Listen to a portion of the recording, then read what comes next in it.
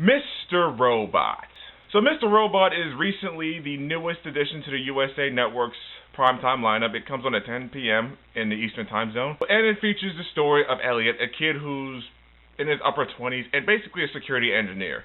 Or at least that's what he does during the day, according to him. By nighttime, he's an expert hacker who's secretly exposing all the secrets of dirty people. Now, right there, when I saw this trailer first in the movies, I thought, okay, this is kind of an interesting concept. I don't know if it'll go anywhere, but it looks kind of cool. Yeah, I actually decided to follow the pilot episode, so I'm going to keep it simple.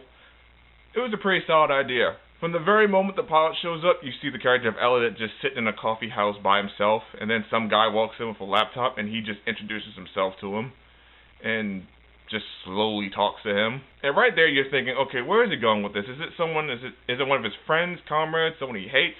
And then he kind of breaks down how he knows all of his personal secrets because he hacked them. But one thing I noticed about the character, and very obvious, it's like he talks in a very low voice. He talks like this. He talks in a very low voice. 90% of his dialogue, rather 60%, is very low. I guess he's trying to keep his voice down, trying to be discreet or whatever. Seriously, that's a good chunk of his dialogue throughout the entire episode. Probably the entire series as far as I know. So he keeps it very low. What I like about Elliot, he's actually just an everyday average guy who works as a security engineer, and he's not that different from the rest of us. He actually goes into detail of how he's got his own social awkward problems, which is interesting because that actually kind of relates to me a little bit, because that's exactly one of my characteristics as a socially awkward person.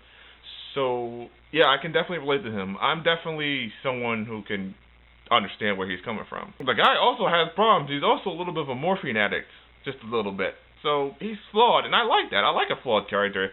It kind of gives him a little bit of depth, in addition to him wearing a hood and just sitting in front of a computer and hacking away at shit all night long, just trying to be a hero or doing some good in the world because that's how he feels like he's doing. He also has a bunch of tics or interesting quirks about him. Like, there's a couple moments where he kind of like spaces out and just talks to himself or has his own inner monologues, thinks about things.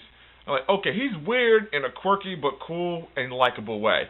Okay, that's something I can get with. That's something I can relate to. That's something that'll keep me engaged in the series. And of course, you have the hacker aspect. Seriously, he's an expert hacker. He knows how to deprogram, debug, get through anything.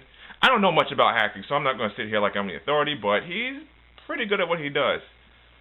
Especially since he's trying to take down this evil corporation, or he just, at the very least, doesn't like them, which seems to be the whole plot of the series. Judging only off of one episode, I'd say it's definitely going places, because the ending to the episode definitely sets up for everything else.